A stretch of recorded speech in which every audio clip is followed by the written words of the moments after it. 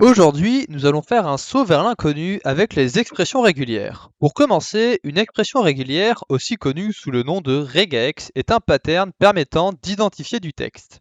C'est un peu grossier comme définition, mais c'est plus ou moins cela. Les patterns des expressions régulières sont normalisés, comme beaucoup de choses en informatique, et heureusement parce que c'est déjà assez complexe comme cela sans en plus avoir besoin d'apprendre différents types de regex en fonction du système.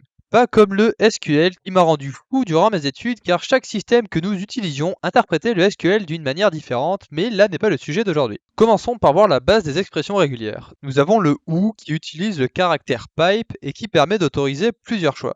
Prenons les mêmes exemples que j'ai eus quand j'ai appris les regex. Si vous avez Gray ou Gray, votre expression régulière trouvera tous les Gray et tous les Gray de votre texte. Vous pouvez aussi regrouper des informations. De cette manière, ceci est l'équivalent de l'expression précédente, mais en plus performant. Alors pourquoi celle-ci est-elle plus performante? Eh bien, c'est parce qu'il ne teste que les deux premiers caractères qu'une seule fois, puis s'il s'agit d'un A, il teste s'il y a un Y, et s'il n'y a pas de Y, il ne reteste pas pour Gray, ce qui fait que cela teste au maximum 5 caractères au lieu de 8. À savoir, cela n'est pas toujours vrai en fonction des implémentations, donc libre à vous de tester. Puis, nous avons les quantifieurs. Ils servent à tester le paramètre précédent un certain nombre de fois. Le point d'interrogation permet de rendre l'argument précédent optionnel et correspond donc à une quantité de 0 ou 1. L'astérisque qui permet d'avoir une quantité, peu importe laquelle, est donc de 0 à autant que nous voulons. Le plus qui désigne 1 ou plus. Et enfin, nous avons le accolade and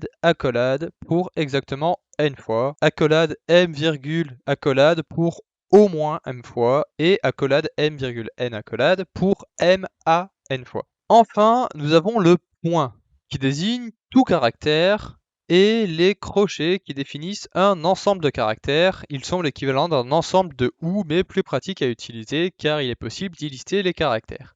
Ici, cela correspond donc à tous les caractères alphabétiques. Avant de vous quitter, il est important de savoir que l'ordre des caractères dépend de la langue utilisée et n'est donc pas toujours la meilleure solution. Si vous voulez vérifier vos regex, je vous conseille regex101.com que j'utilise depuis des années et que j'apprécie encore plus depuis qu'ils ont un mode sombre. Bien que les traductions ne soient malheureusement pas encore complètes, vous pouvez profiter du système d'explication en temps réel ainsi que d'un système de recherche pour vous aider si vous avez oublié un format. Sur ce, j'espère que cette vidéo vous a plu. Si c'est le cas, n'hésitez pas à vous abonner.